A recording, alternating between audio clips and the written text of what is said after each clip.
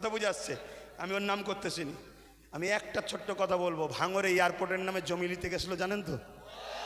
নিতে পেরেছে? এটা তোমরা বেঁচে, তোমরাই তোমাদের নিজেদের তকদিরকে, আল্লাহর হুকুম তো বটে, করেছো ভালো। কি যদি ও না থাকতো, অন্য কেউ থাকলে একদিন সই করে জমিলে লাখ লাখ হাজার হাজার মুসলমানদের ঘরে উচ্ছেদ হয়ে যেত। কথা মাথায় ঢুকছে? কিন্তু ওই নেশার ঘোর এখনো কাটেনি। শুধু একটাই করো, যেখানে মুসলমান গ্রুপ বেশি হয় কেস দিয়ে তুলে দাও, নাই ভোটাভুটিতে ভাগ করে দাও, আর না হয় জমি অধিগ্রহণের নামে কেড়ে নাও। তো ভাই আমি আর কথা বাড়াবো না। আগামী দিন আপনারা আমার সাথে আছেন তো নাকি? কথা বলুন, আছেন তো নাকি? একেবারে সত্য হাত তো এটা, একদম কোনো ধোকা নয় তো।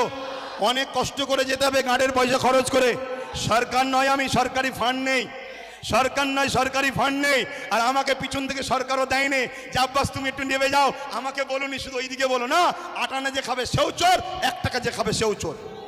কথা বুঝে আসছে না? নাই তো সেই জায়গায় হাত নামান। আগামী দিন বাপ ভাই আমার সবাইকে একটু সংগঠিত হতে হবে। মা বোনেদের ঘরে বাড়ি বাড়ি গিয়ে শোনাবেন যে ওয়াকাব আমাদের বাঁচাতে গেলে গণতান্ত্রিক প্রক্রিয়ার সংগ্রাম যেমন, আর একটা হলো কি, লাঠি তৈরি করতে হবে। লাঠি বোঝেন না?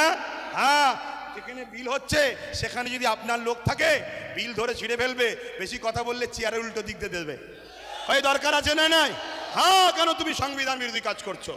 এর জন্য লোক দরকার আছে। আর এই ত্যাগ স্বীকার করতে আপনাদের ঘরে একটা জিনিস করতে হবে, কি, নিজেদের মধ্যে আমি বড় হব, আমি বড় হব, আমি বড় হবে স্বপ্ন ছাড়তে হবে। নিজের বাচ্চার ভবিষ্যতের জন্য আসো, সব কিছু কুরবান করো, লোভ লালসা কুরবান করো, চিটিংবাজি ধোকাবাজি কুরবান করো। 2-4টে গাদ্দারি করেছে বলে চিন্তা করো।